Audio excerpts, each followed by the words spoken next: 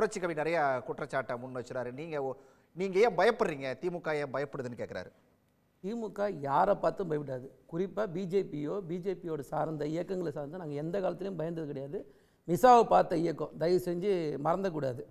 போகிற போதில் கொளத்தூர் தொகுதியில் கொளத்தூர் தொகுதி வர நாகராஜ் நீங்க பேசும்போது அமைதியா இருந்த தயவு செஞ்சு அமைதியா இருங்க.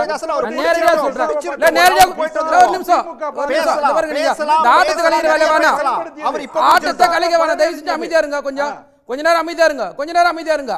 நான் பேசுறேன். கேள்வி ஆளுநரை பத்தி, தேர்தல் கமிஷனை பத்தி பேசணும் நீங்க ஆசைப்பட்டீங்கன்னா அந்த தேர்தல் கமிஷனர் நியமன மசோதாவில இருந்து பேசணும்.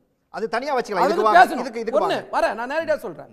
அப்போ அதெல்லாம் நான் பேச மாட்டேன், நேரடியாக தேர்தல் கமிஷனை நான் காப்பாற்றுவேன் அப்படின்னு முடிவு பண்ணி நீங்கள் பேசுனீங்கன்னா, கொளத்தூர் தொகுதியை பற்றி சகோதரர் சொல்கிறார், நான் நேரடியாக கொளத்தூர் தொகுதியில் சொல்கிறேன். இல்லை அது டாபிக் உள்ள வந்துடலாம்.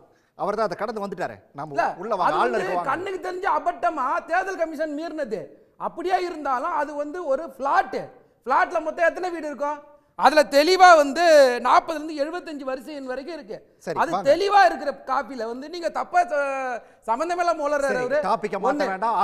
ஒண்ணு. ரெண்டாவது, இந்த ஆர்.என். ரவி 2022 இருந்து ஒழுங்கா சட்டமன்றத்தை நடத்துறாரா? ஆளோட வேலை என்ன? வந்தமா படிச்சமா போனோம், இதான் அதோட வேலை.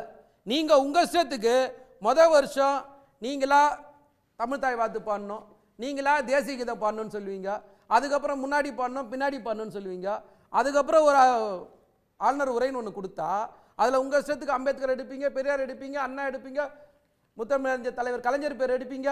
எல்லார் பேரையும் நீங்கள் எடுத்துட்டு வசிக்கிறதுக்கு உங்களுக்கு என்ன அங்கே அதிகாரம் எங்கே இருக்கு? முதல்ல அரசியலமைப்பு சட்டத்தில் எங்க உங்களுக்கு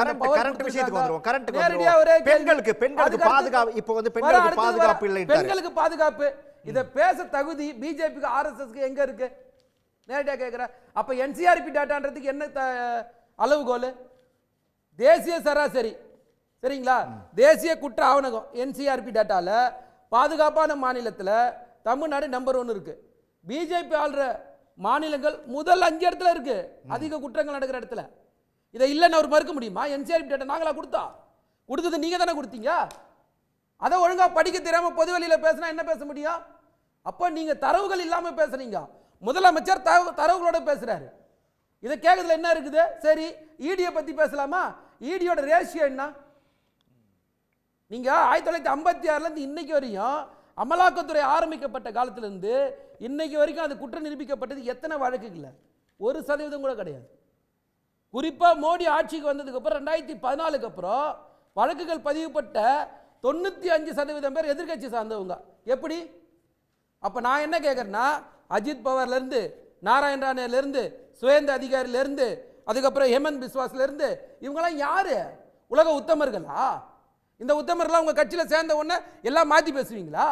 அஜித் பவாரை பத்தி முதல் நாள் பேசுறாருங்க மோடி, 70,000 கோடி ஊழல்னு. 2 நாள்ல கட்சி மாறினவன என்ன பேசுறீங்க நீங்க?